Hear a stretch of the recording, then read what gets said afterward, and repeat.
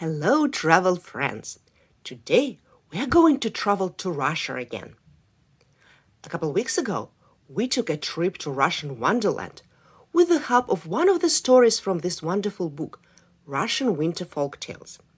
The story was called How Winter Begins. And if you want to listen to it, I have provided a link to it in the description of this video. Today, we are going to learn why Christmas tree is evergreen.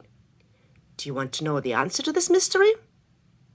Okay, great. Let's travel. First of all, let's have a look at this cool illustration. Did you know that all pictures in this book were created by children just like you? And here we can see a Christmas tree and a little birdie. So now let's listen to the story. Why Fir Tree and Pine Tree are evergreen. Chuvash folktale. Once upon a time, winter came too early. The leaves on the trees didn't fall yet, but it was already very cold. Small animals and reptiles hid in their burrows and dens.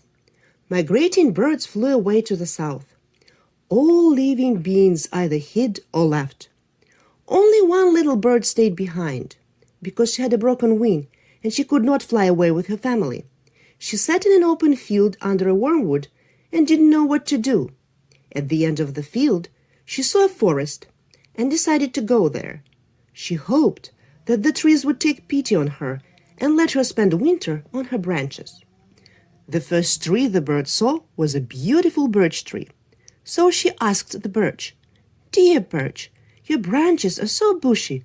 Please let me spend winter with you." "I have a lot of branches and a lot of leaves, and I have to take care of them all. I don't have time to take care of you," the birch tree answered. The bird went on. Soon she saw a big oak tree, so she asked the oak, "Mighty oak, please let me spend winter on your bushy branches." "What a silly thought," the oak answered. "If I let everybody spend winter on my branches, they will eat all my acorns. No, keep going." The bird left. When she approached the river, she saw a willow. The willow had plenty of long, cozy branches, so the bird asked it, "Kind willow, your branches are so bushy and cozy. Please let me stay with you until spring." "Don't interrupt me when I'm having a conversation with the river. I don't talk to random strangers," the willow replied. Poor bird with a broken wing was desperate. No one wanted to help her, and everybody looked down at her.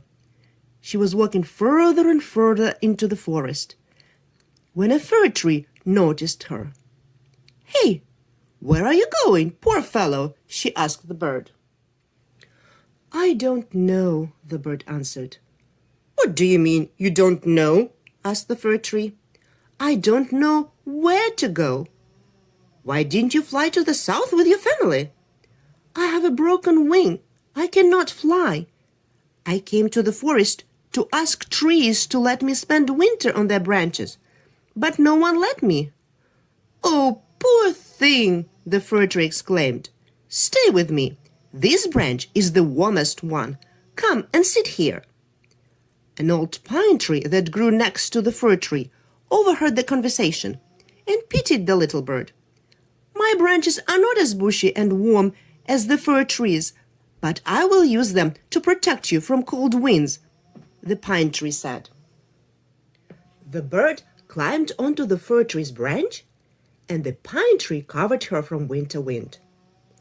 Juniper that grew in between the two trees also decided to help. "Don't worry, little bird. I will feed you with my berries all winter." Thus the bird found a wonderful shelter. One night the wind was particularly strong. He liked to play with tree leaves, tear them away, and make the branches naked. The wind enjoyed this game so much that he decided to tear off every single leaf and make all the branches naked. Before doing that, he came to ask permission from Father Frost. "Father Frost, can I make all the tree branches naked?"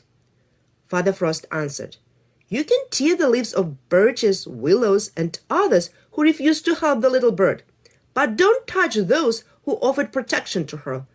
Let them be evergreen. The wind did as Frost said, and he didn't touch the pine tree, the fir tree, and the juniper. Therefore, they are evergreen up to this day.